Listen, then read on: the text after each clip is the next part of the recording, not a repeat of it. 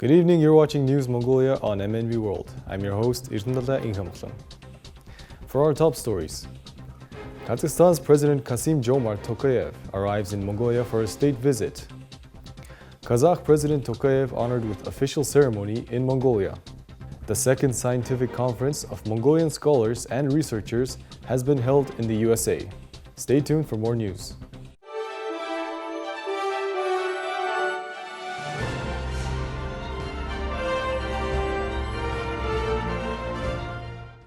On the invitation of President Khurelsukh Okhna, President Kassym-Jomart Tokayev of the Republic of Kazakhstan arrived in Mongolia for a state visit on October 28 to 29, 2024. Upon his arrival at Boyuntukha International Airport, President Tokayev was welcomed by Mongolia's Minister of Foreign Affairs, Batsitsik Batmukh, alongside Gabit Koyshibayev, the ambassador of Kazakhstan to Mongolia, and other officials. During the state visit, the two leaders will engage in official talks, reflecting on the progress made in the 30 years of diplomatic relations between the two nations. Their discussion will explore ways to elevate bilateral ties and inject new economic initiatives into their cooperation. Furthermore, they will focus on strengthening collaboration in regional and international platforms. Following the discussion, both presidents are expected to make press statements. Mongolia and Kazakhstan plan to sign several intergovernmental and inter-organizational agreements to solidify their cooperation, focusing on transport, logistics, agriculture, veterinary medicine, information technology, culture, and tourism. These documents aim to enhance the legal framework governing their relations. This visit marks the first state visit by Kazakhstan's head of state to Mongolia since 2008. Underscoring the significance of this diplomatic event. Mongolia and Kazakhstan initially established diplomatic ties on January 22, 1992, and both countries continue to work towards fostering deeper collaboration in various sectors. This state visit is a testament to the growing partnership between Mongolia and Kazakhstan, reaffirming mutual aspirations for sustainable development and regional cooperation. As part of the official visit, President Khurelsukh welcomed President Tokayev at Sukhbatır Square in Ulaanbaatar. The ceremonial proceedings began with the commander of the State Honor Guard delivering a formal report, followed by the playing of the national anthems of both Mongolia and Kazakhstan. Ambassadors residing in Mongolia, along with officials from both Mongolia and Kazakhstan, participated in the official ceremony, reflecting the importance of the event and the strong diplomatic ties between the two nations. President Kassym-Jomart Tokayev previously visited Mongolia in 2006 in his capacity as the Minister of Foreign Affairs of Kazakhstan. The two presidents paid their respects by bowing before the ceremonial white flag of the Honor Guard. President Tokayev proceeded to greet members of the Honor Guard, marking a symbolic gesture of respect. Following the welcoming ceremony, both presidents greeted officials from Mongolia and Kazakhstan, as well as representatives from diplomatic missions and international organizations based in Mongolia. Continuing with tradition, the presidents paid their respects to the statue of Genghis Khan, and after the tribute, President Tokayev signed the guest book of honor at the State Palace, further solidifying the significance of his visit. The second scientific conference of Mongolian scholars and researchers has successfully taken place in the USA, drawing an impressive turnout and featuring prominent participants from leading research institutions.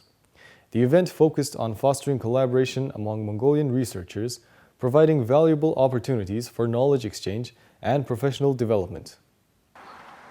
The second conference of Mongolian scholars and researchers living and working in the United States was notable for having a higher turnout than the previous year. Participants included researchers from the U.S. National Institutes of Health, the Food and Drug Administration, NASA, as well as professors and researchers engaged in academic and scientific work at the various universities. There are many Mongolian researchers conducting studies in the United States. However, they are spread across various locations and lack regular communication with each other. This conference aims to bring these researchers together to connect, share information, and gain insights into each other's research levels and methods. By fostering collaboration, the goal is to achieve more productive and impactful results. Mongolian scholars and researchers are successfully working on extensive studies here, ranging from molecular genetics at the cellular level to linguistic research. This progress serves as a valuable source of encouragement for our young scientists and will greatly support their career development in the future. The active participation of young researchers in the conference is significant, as it provides them with opportunities to learn from experienced scholars and advance professionally. In addition to presentations, seasoned professors, scientists, and researchers offered guidance to students studying in the United States on how to successfully enroll in universities and continue their personal development after admission. I believe that by mentoring and guiding young people here, experienced professionals provide invaluable support, helping them learn how to apply their knowledge in Mongolia and contribute to the country's development. For example, those who learn new medical techniques here can return to Mongolia and apply these methods in hospitals that now have the necessary equipment and facilities.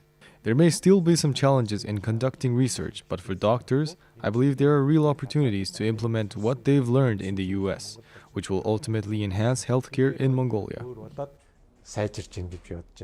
The conference aims to expand its reach into various scientific fields, fostering the emergence of a new generation of young researchers. Ultimately, it seeks to contribute to the development of the scientific sector in Mongolia.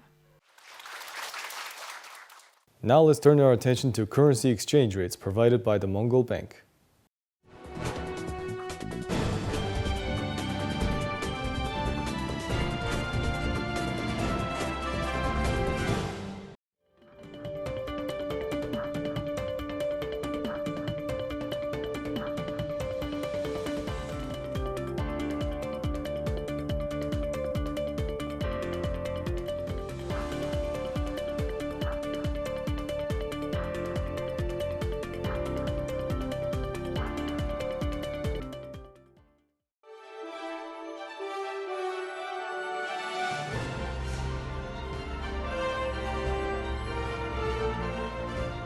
Now let us take a look at foreign news provided by our international partner news agencies. Georgia's president on Monday urged the West to support opposition protests against the official results of a weekend parliamentary election in which the governing party was declared victorious amid voting irregularities and allegations of Russian meddling. Georgian President Salom Zourabichvili, who refused to recognize the official results, told the Associated Press in an interview that the South Caucasus nation has fallen victim to Russian pressure aimed at derailing its plans to join the European Union. No, I'm accusing Russian methodology, probably Russian FSB help that was given to the authorities. We've seen that Russian propaganda was directly used. We need to have a firm support of our European partners, of our American partners, to the part of Georgia that is European, that is the Georgian population. The Georgian government is not European, is not pro-European. It is today working hand in hand with Russia. On Sunday, Zourabichvili stood alongside opposition leaders and urged Georgians to join a rally on the main street of the capital, Tbilisi, on Monday night to protest what she called a total falsification, a total stealing of the votes. She told the Associated Press that she expects the US and the European Union to back the protests. U.S. Secretary of State Antony Blinken said on the social media platform X that the Georgian people embraced democracy and urged Georgia's political leaders to respect the rule of law, repeal legislation that undermines fundamental freedoms, address deficiencies in the electoral process, and move Georgia toward its Euro-Atlantic future.